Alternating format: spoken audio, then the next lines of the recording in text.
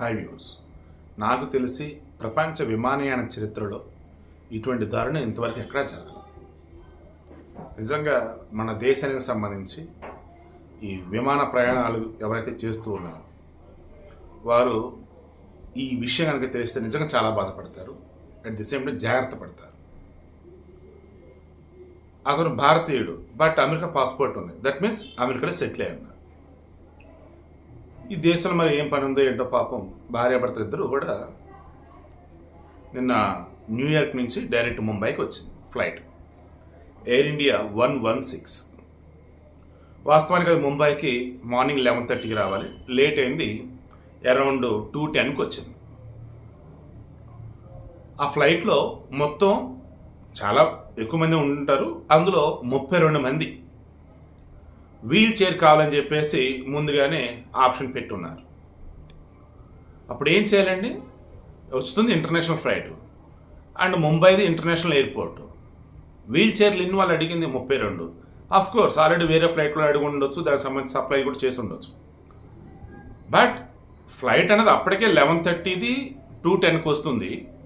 Then delay వచ్చేసి around 1:30 around అంతే. So 2 hours 40 minutes దాదాపు డిలే కూడా ఉంది. సో ఖచ్చితంగా 32 వీల్ చైర్స్ వీళ్ళు రెడీ చేసి ఉంచాలి. బట్ వీళ్ళు మొత్తం దిగిన తర్వాత వీల్ చైర్స్ 15 మందికి అవైలబుల్గా ఉన్నాయి. సో రిమైనింగ్ వాళ్ళు వెయిట్ చేయండి, మేము పంపిస్తాం మీలోపు అన్నారు. బట్ ఈ పెద్ద ఆయన 80 సంవత్సరాల వయసు ఉన్న ఆయన భార్యకి వీల్ చైర్ ఉంది కదా, సో నేను ఆమె వెనక వస్తాలే అన్నాడు. లేదు మీరు వయసులో పెద్దవారు అండ్ ఇమ్మిగ్రేషన్ చెక్ పాయింట్ ఏదైతే ఉందో అది అరౌండ్ 1.5 kilometers ఉంటుంది ఇక్కడి నుంచి నడుచుకుంటూ వెళ్తే, సో వెయిట్ చేయండి అన్న. పర్లేదు నేను వస్తానని చెప్పేసి ఆయన అన్నారట. ఎయిర్ ఇండియా వాళ్ళు చెప్పటమేమో మేము వెయిట్ చేయమని అన్నాం ఆయన్ని, లేదు మా ఆవిడ ఒకసారి నేను ఒకసారి వద్దు, ఇబ్బంది అయింది, తను ఇబ్బంది పడిద్ది అని చెప్పేసి భార్య మీద ప్రేమతో ఆయనే మొండిగా వచ్చాడని చెప్పేసి అన్నారు.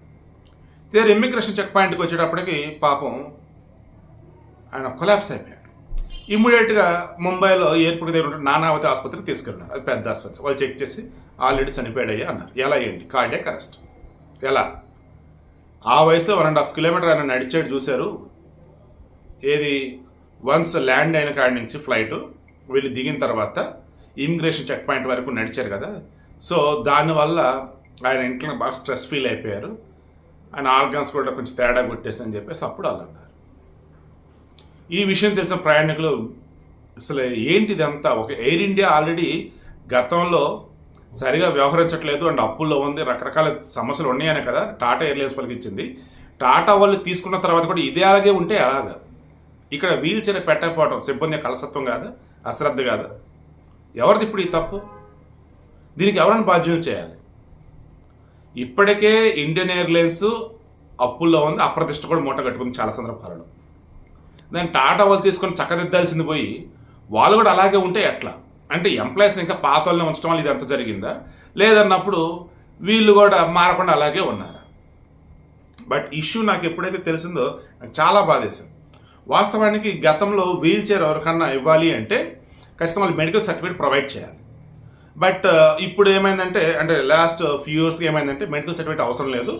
వీల్ చైర్ ఎవరికి కావాలో ముందుగా చెప్తే, మెన్షన్ చేస్తే వాళ్ళు వన్స్ ఎంట్రీ దగ్గర నుంచి ఫ్లైట్ ఎక్కే వరకు కానీ, వన్స్ ఫ్లైట్ దిగిన దగ్గర నుంచి అక్కడ మరలా మీరు బయటకు వచ్చే వరకు కానీ ఈ ఫ్లైట్ వీల్ చైర్కి సంబంధించి ఒక అసిస్టెంట్ కూడా ఉంటారు. వాళ్ళకి మా అయితే 200-300 అమౌంట్ ఇవ్వాల్సి ఉంటుంది. అఫ్కోర్స్ అన్నీ అందులోనే ఉంటాయి ఛార్జెస్ అవి, ఇంతే. దీంతో కొంతమంది ఏం చేస్తారంటే కొద్ది దూరం కూడా నడవలేని వాళ్ళు, కుర్రోళ్ళైనా ముసలోళ్ళైనా ఏం చేస్తుంటే వీల్ చైర్ ఆప్షన్ పెట్టుకుంటున్నారు.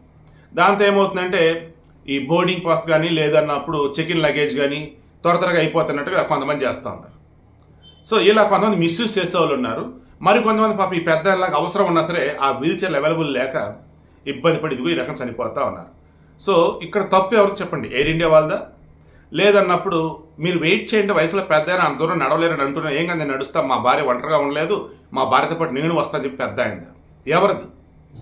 ఇప్పటికన్నా మన ఎయిర్లైన్స్ వాళ్ళు మారితే మంచిది, లేదంటే ప్రపంచం తలదించుకోక తప్పదు. బట్ ఈ విషయం తెలిసిన తర్వాత నాకు భలే బాధేసింది.